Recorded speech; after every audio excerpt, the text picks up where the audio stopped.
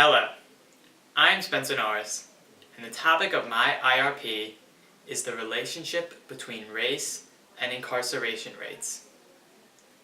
I chose this topic because there is a very large gap between the amount of minorities, such as blacks and Hispanics, who are incarcerated yearly compared to the amount of whites incarcerated. Discrimination is very present in the incarceration process. As I researched this topic, I found many shocking statistics revealing just how imbalanced the rates are between those who are minorities and those who are not. This discrimination is unjust, inhumane, and needs to be dealt with. I feel if more people realize just how much of a factor discrimination is, some action can be taken quickly.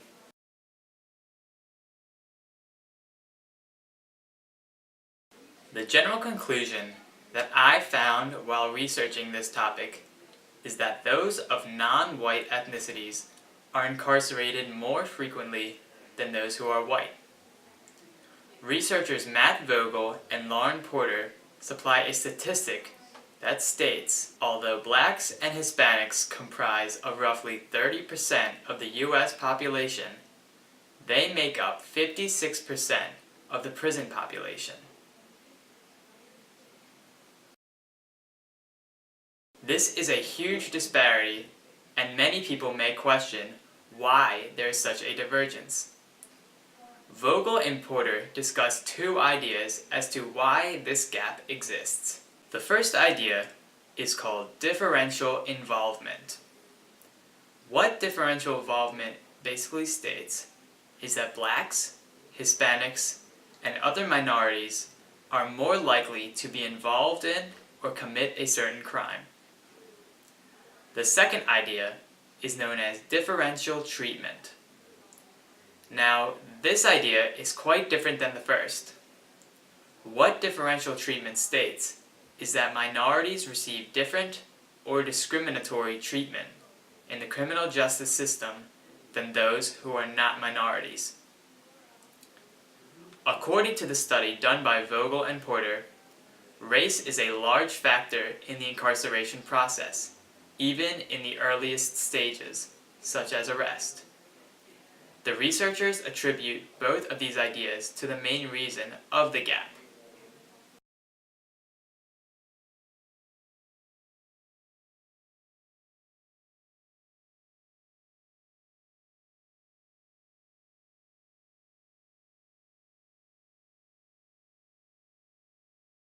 Racial discrimination and income inequality indirectly affect imprisonment through crime. This is grounded on the assumption that racial discrimination and/or lower socioeconomic status, both of which reduce legitimate economic opportunities, leads to criminal activity, which in turn leads to imprisonment. What the authors mean by this is that being discriminated against and/or coming from a lower socioeconomic class background can influence a person to partake in criminal activity. Obviously, committing a crime will likely lead to one being imprisoned. There is another view that the authors acknowledge, stating that racial composition and income inequality will have a significant effect on imprisonment when controlling for crime. This latter effect is attributed to the real or perceived threat posed by culturally dissimilar groups. What the authors are referring to here is known as the cultural conflict theory. The cultural conflict theory is the idea that minorities are viewed as a threat and dangerous to white individuals. Simply by having a large presence in a region or city, minorities are viewed as a sign for a crime problem.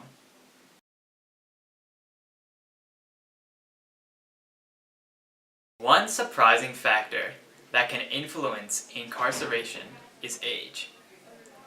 Now, you might be wondering just how exactly someone's age can influence whether or not they are imprisoned.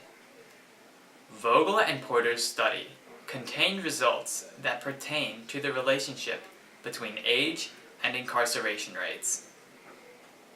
It was found that those between the ages of 18 and 35 are more likely to commit a crime and have higher incarceration rates than those who are not of those ages. African Americans and Hispanics have a larger allocation of people who are of these ages. The age crime curve is characterized by a sharp increase in offenses through adolescence that peaks in late adolescence and gradually declines thereafter. The population of late teens and mid-20s African Americans and Hispanics is not proportionating with that of whites on this curve.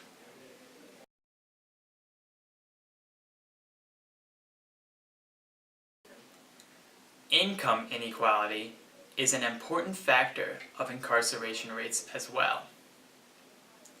According to a study conducted by Randall Aki, Maggie Jones, and Sonia Porter in 2017, Blacks, American Indians, and Hispanics are consistently at the low end of the total income distribution compared to whites, Asians, and those in the other group.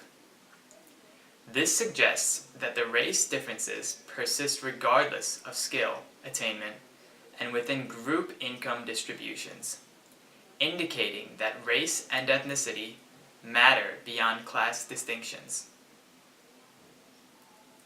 Basically, what they are saying is that minorities are more likely to make less money than those who are white in their lifetimes simply because of their race.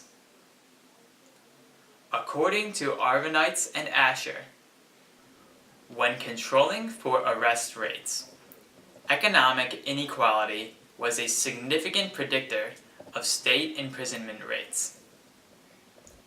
Since income inequality is related to incarceration rates, minorities automatically have a higher chance of being incarcerated simply because they are not white.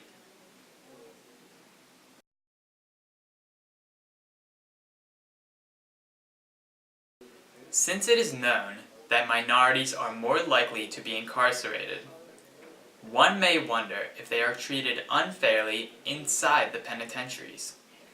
According to a report done by Joan Petersilia, which is stated by Arvanites and Asher, minorities were more likely to receive prison sentences, more likely to get longer sentences, and more likely to serve longer in prison than whites. So not only are minorities more likely to be incarcerated simply for being non-white, but they are also more likely to receive a longer sentence.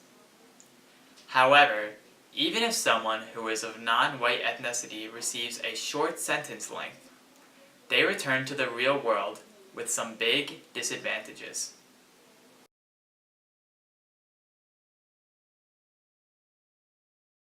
When a prisoner is released, they certainly need some time readjusting themselves to the real world. As they find themselves getting back on track, they may be fortunate enough to find a job with a decent hourly wage. However, according to a study done by Lyons and Pettit, white ex-inmates tend to make over $1 an hour more than black ex-inmates, with whites making around $9.15 an hour and blacks only making $8.14. The discrimination is clear here that even after being released from prison, minorities are more likely to make less money than white ex-convicts.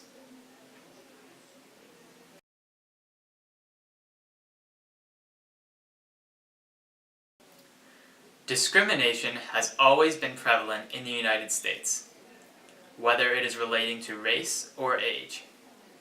Race, being the most historically prevalent, continues to play a part in everyday society today. There is a direct relationship between race and incarceration rates. This gap affects whether or not someone is incarcerated, how long they are in prison for, and how they are able to live when they are released. It is clear discrimination plays a large role in this, and it will never change unless something is done about it. Thank you.